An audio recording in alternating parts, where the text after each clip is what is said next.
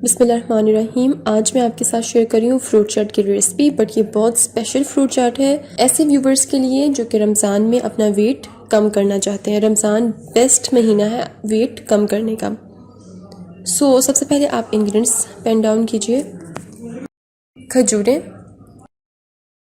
कुछ बादाम आपको चाहिए गार्निश के लिए, केले और सेब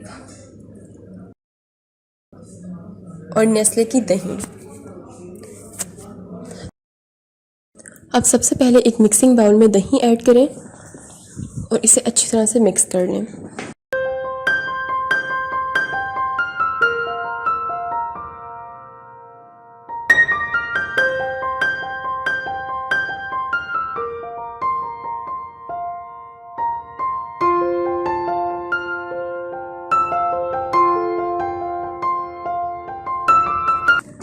अब तमाम फ्रूट्स इसमें ऐड करें और इसे मिक्स करें।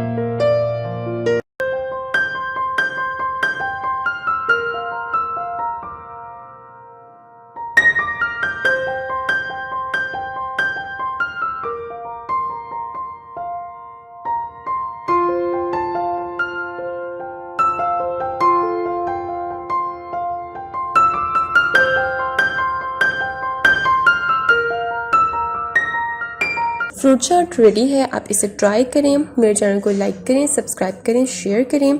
Keep watching Mum's Kitchen Secrets. Stay tuned and अल्लाह हाफिज़।